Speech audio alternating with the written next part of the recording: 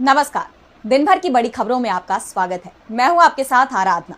आज इस बुलेटिन में बात होगी भारत और पाकिस्तान में जारी तनाव की, वक्फ कानून पर सुप्रीम कोर्ट में बड़ी सुनवाई की, देखेंगे क्यों बीजेपी के मंत्री को हाई कोर्ट से लेकर सुप्रीम कोर्ट तक मिली फटकार, क्यों राहुल के बिहार दौरे से घबराई बीजेपी, जानेंगे डेडलाइन तय किए जाने पर राष्ट्रपति के सुप्रीम कोर्ट से क्या है सवाल, और बुलेटिन के आखिर में देखेंगे जाने माने कार्टूनिस्ट इरफान की किस खबर पर पड़ी तिरछी नजर।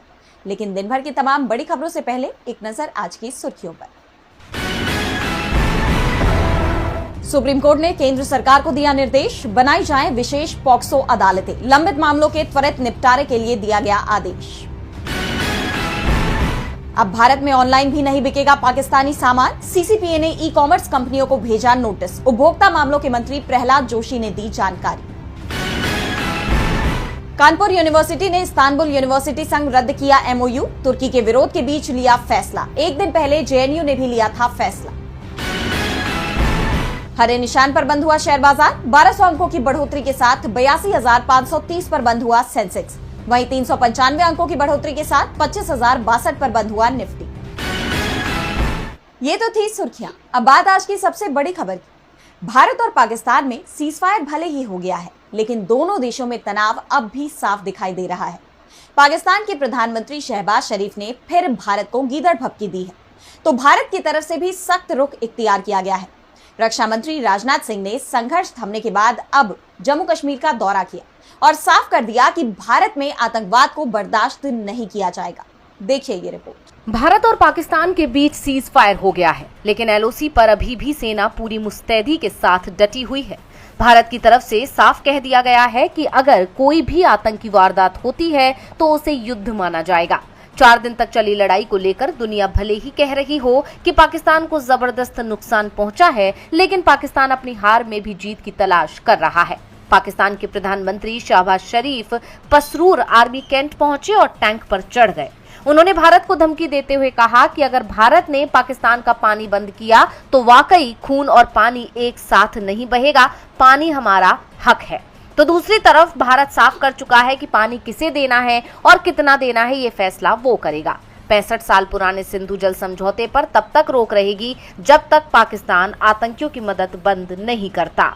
भारत के विदेश मंत्री एस जयशंकर ने भी कहा कि 7 मई को हमारी सेना ने ऑपरेशन सिंदूर चलाया। ये पाकिस्तान के आतंकियों के खिलाफ था। इस दौरान पाकिस्तानी आर्मी के पास एक विकल्प था कि वो अलग खड़ी रहे और हस्तक्षेप ना करे, लेकिन पाकिस्तान आतंकियों के पक्ष में खड़ा हो गया, इसलिए अपने नुकसान के लिए वो खुद ही जिम्मेदार है। एस जयशंकर ने कहा कि पहलगाम मामले में यूएनएससी का प्रस्ताव भी था कि अपराधियों को जवाबदेह ठहराया जाना चाहिए और हमने वो ही किया। दूसरी तरफ श्रीनगर की बादामी बाग छावनी पहुंचे भारत के रक्षा मंत्री राजनाथ सिंह ने कहा कि भारत के बारे में पूरी दुनिया ये बात जानती है कि हमने हमेशा शांति को प्राथमिकता दी है। हम आमतौर पर युद्ध के समर्थक कभी नहीं रहे, लेकिन स्थितियां जब इतनी विकट हो जाएं, जब देश की संप्रभुता पर आक्रमण हो, तो जवाब देना जरूरी हो जाता है। ऑपरेशन सिंदूर आतंकवाद के खिलाफ अब तक की सबसे बड़ी कार्रवाई है और भारत ने पूरी दुनिया को ये संदेश दिया है कि वो आतंकवाद के खिलाफ किसी भी हद तक जा सकता है।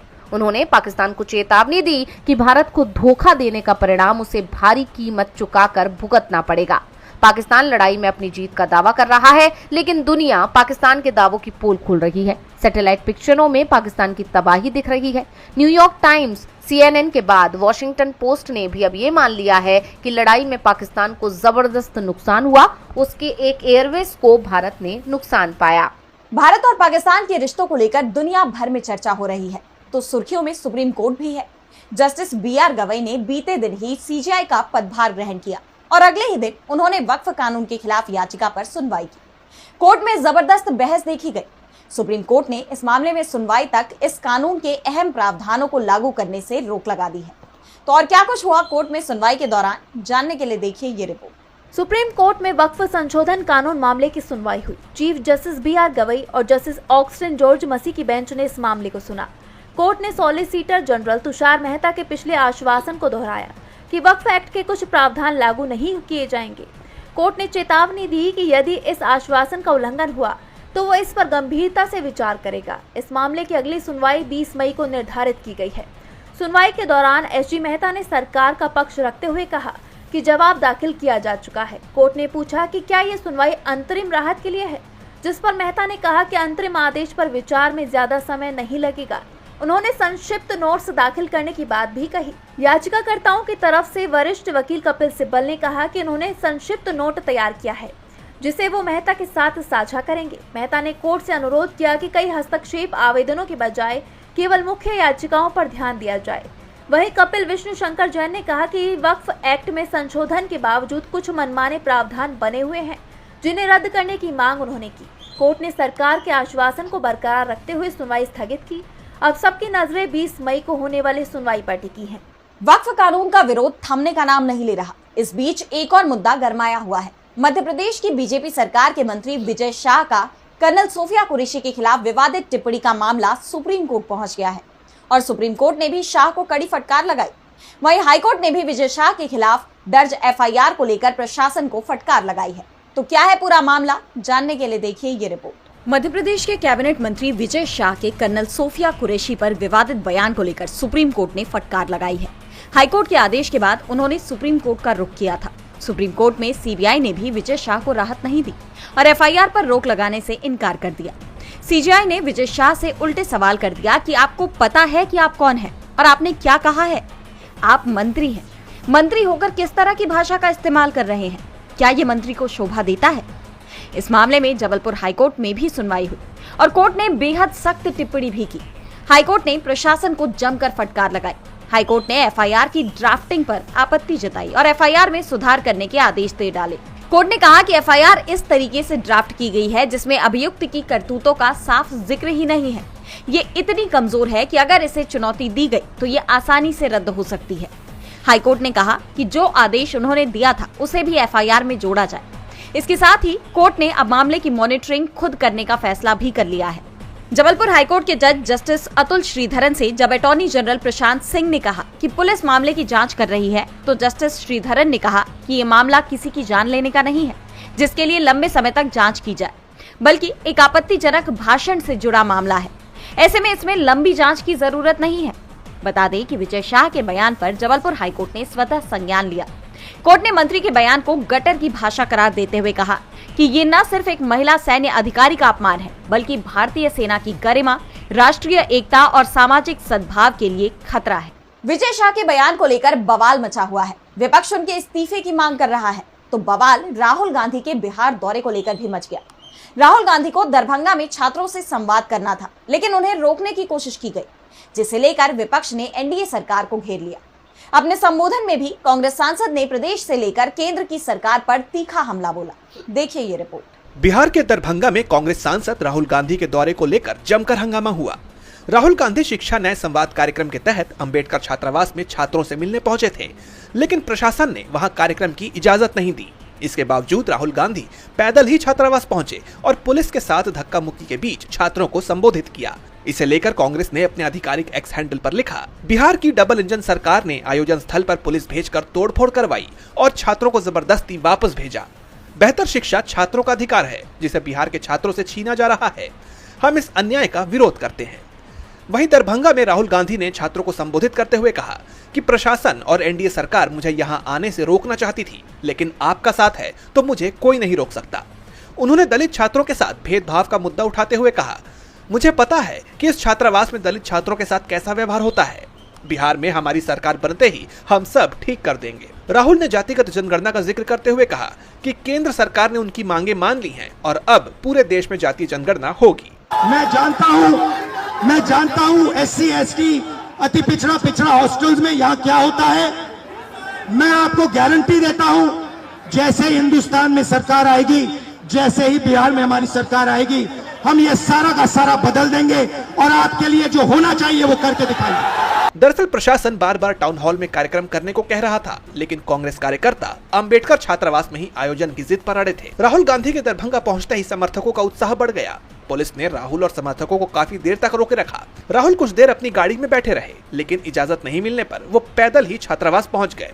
वहां छात्रों से मुलाकात के बाद राहुल पटना के सिटी मॉल में फुले फिल्म देखने गए। साल के आखिर में होने वाले बिहार चुनाव को देखते हुए राहुल गांधी के इस दौरे को काफी अहम माना जा रहा है। राहुल गांधी के सवालों ने, उनके बिहार दौरे ने बीजेपी की चिंता बढ़ा दी है। तो टकराव सुप्रीम कोर्ट और राष्ट्रपति में भी बढ़ता दिख रहा है। हाल ही में सुप्रीम कोर्ट ने राज्यपाल के साथ ही राष्ट्रपति को भी किसी भी विधेयक पर फैसला करने के लिए समय सीमा में बांध दिया, जिसके बाद सुप्रीम कोर्ट के अधिकार क्षेत्र को लेकर बहस छिड़ गई और अब राष्ट्रपति मुर्मू ने खुद ही कोर्ट से सवाल किए हैं। तो क्या है उनके सवाल, आइए देखते हैं इस रिपोर्ट में। राष्ट्रपति द्रौपदी मुर्मू ने सुप्रीम कोर्ट के उस फैसले पर सवाल उठाए हैं जिसमें राष्ट्रपति और राज्यपालों के लिए विधेयकों पर फैसला लेने की समय सीमा तय की गई थी। ये मामला तमिलनाडु सरकार और राज्यपाल के बीच विधेयकों को रोकने से शुरू हुआ। सुप्रीम कोर्ट ने 8 अप्रैल को फैसला दिया था कि राज्यपाल के पास वीटो पावर नहीं है और राष्ट्रपति को राज्यपाल द्वारा भेजे गए बिल पर 3 महीने के अंदर फैसला लेना होगा।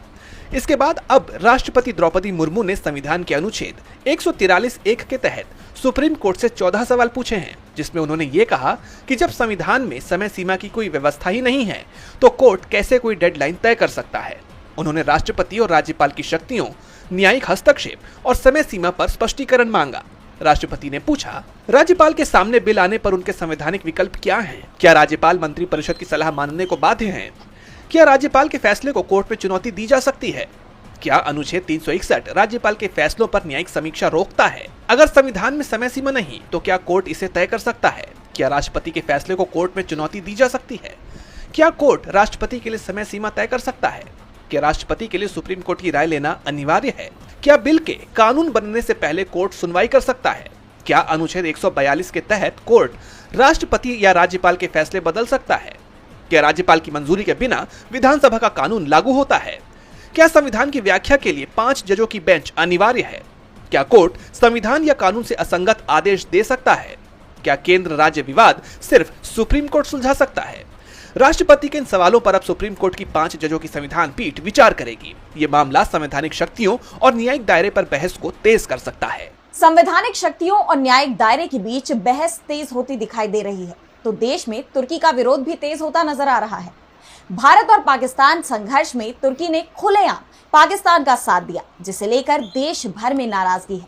लोग तुर्की के सामान का बहिष्कार कर रहे हैं। इस बीच एक बड़ा खुलासा सामने आया है, जिसे लेकर मोदी सरकार सवालों से घिर गई है।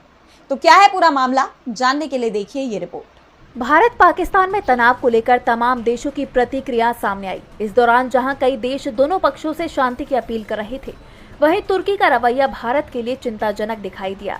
तुर्की ने न सिर्फ पाकिस्तान को ड्रोन और अन्य हथियारों की सप्लाई की, बल्कि खुलेआम पाकिस्तान का समर्थन भी किया। खबरें तो यहाँ तक सामने आई कि तुर्की ने सिर्फ ड्रोन ही पाकिस्तान को नहीं दिए थे, बल्कि अपने सैनिकों की तैनाती भी की थी, जो ड्रोन से भारत पर हमले कर रहे थे। और अब जब भारत और पाकिस्तान में सीज फायर हो गया है, तो तुर्की और भारत के संबंधों को लेकर सवाल उठ रहे हैं। पूरे देश में बॉयकॉट तुर्की की आवाज उठ रही है। व्यापार जगत में खासकर तुर्की के सामान का विरोध हो रहा है। भारत सरकार ने भी कहा है कि इस दौरान तुर्की का स्टैंड भारत ने नोट किया है, यानी तुर्की पर भारत सरकार की पैनी नजर है। इस बीच तुर्की को लेकर बड़ा खुलासा सामने आया है। जो तुर्की भारत के खिलाफ हमले में पाकिस्तान को मदद पहुंचा रहा था, हथियारों से लेकर ठिकानों तक हर छोर पर तुर्की ने पाकिस्तान की मदद की, जिसके चलते भारत के कई एयरपोर्ट बंद किए गए, सीमा क्षेत्रों को खाली कराया गया। अब खबर आ रही है कि भारतीय एयरपोर्ट्स पर सिक्योरिटी ऑपरेशन तुर्की की ही कंपनी संभाल रही है। तुर्की की joint venture company Celebi Aviation Delhi, Mumbai और चेन्नई सहित 8 भारतीय एयरपोर्ट्स पर हाई सिक्योरिटी से जुड़ा काम संभालती है, जिनमें ग्राउंड हैंडलिंग, कार्गो प्रबंधन और एयर साइड ऑपरेशन से जुड़े काम शामिल हैं। ये भारत में सालाना 58,000 फ्लाइट्स का मैनेजमेंट संभालती है। इस खबर के सामने आने के बाद मोदी सरकार गंभीर सवालों से घिर गई है, क्योंकि जो देश खुलेआम आप पर हमला करने वालों को सपोर्ट कर रहा है, आपने उसी के हाथ में सिक्योरिटी की व्यवस्था दे दी। अब देखना ये होगा कि इस पर सरकार क्या रुख अपनाती है। तुर्की की कंपनी को सिक्योरिटी की जिम्मेदारी सौंपकर मोदी सरकार बुरी तरह फंस गई, तो सरकार पर सवाल डोनाल्ड ट्रंप के दावों को लेकर भी उठ रहे हैं। भारत और पाकिस्तान में सीज फायर कराने में अमेरिका की भूमिका को लेकर पहले से विपक्ष सरकार से जवाब मांग रहा है। इस बीच ट्रंप का एक और बड़ा दावा सामने आया है, जिससे मोदी सरकार की मुश्किलें बढ़ सकती हैं। देखिए ये रिपोर्ट। अमेरिकी राष्ट्रपति डोनाल्ड ट्रंप के दावों ने भारत में खलबली मचा दी है। अभी भारत और पाकिस्तान में सीज फायर को लेकर अमेरिकी मध्यस्थता के उनके दावे पर बहस खत्म भी नहीं हुई थी कि उन्होंने भारत को लेकर एक और बड़ा दावा कर दिया है। ट्रंप ने कहा कि भारत ने अमेरिका से जीरो टैरिफ ट्रेड डील की पेशकश की है, यानी भारत अमेरिका से ट्रेड में कोई चार्ज नहीं लेगा। उनका ये बयान ऐसे वक्त पर आया है जब टैरिफ को लेकर दोनों देशों में बातचीत चल रही है। ट्रंप ने पहले ये कहते हुए कि भारत अमेरिका पर सबसे ज्यादा टैरिफ लगाता है, भारत पर 26% का जवाबी शुल्क लगाया था और अब टैरिफ के लिए 90 दिनों के सीजफायर विंडो के दौरान आए उनके इस बयान को काफी अहम माना जा रहा है। उनकी इस एक तरफा घोषणा ने एक बार फिर मोदी सरकार पर सवाल खड़े कर दिए हैं। लेकिन ट्रंप यहीं नहीं रुके। भारत को लेकर उनका एक और चौंकाने वाला बयान सामने आया। उन्होंने एप्पल के सीईओ टिम कुक से कहा है कि भारत में फैक्ट्रियां लगाने की जरूरत नहीं है। मैं नहीं चाहता हूं कि एप्पल के प्रोडक्ट वहां बनाए जाए। इंडिया अपना ख्याल खुद रख सकता है। एप्पल को अब अमेरिका में प्रोडक्शन बढ़ाना होगा। ट्रंप फिलहाल मिडिल ईस्ट देशों के दौरे पर हैं और उन्होंने ये बयान कतर की राजधानी दोहा में बिजनेस लीडर्स के साथ एक कार्यक्रम में दिया। भारत को लेकर डोनाल्ड ट्रंप की तरफ से एक के बाद एक बयान जिस तरह के सामने आ रहे हैं, उन्हें देखते हुए कहा जा रहा है कि वो अमेरिका फर्स्ट की नीति तो अपनाए हैं, लेकिन साथ ही उनका रुख भारत विरोधी भी है। ऐसे में मोदी सरकार के लिए मुश्किलें बढ़ती दिखाई दे रही हैं। और बुलेटिन के आखिर में देखेंगे जाने माने कार्टूनिस्ट इरफान की किस खबर पर पड़ी तिरछी नजर।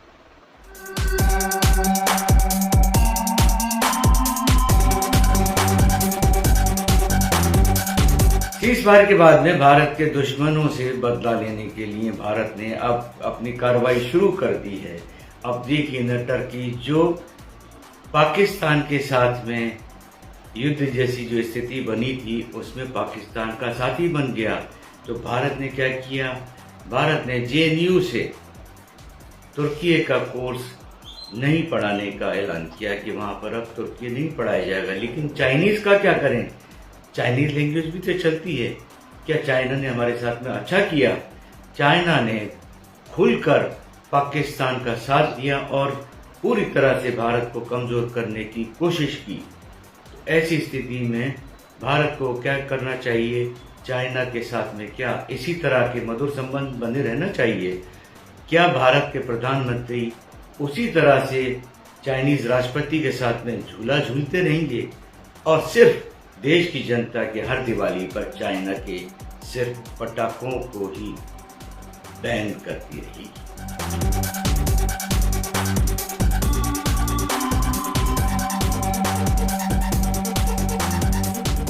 बहुत बहुत शुक्रिया इरफान जी। तो आज इस बुलेटिन में इतना ही। आप देखते रहिए डीबी लाइव। नमस्कार।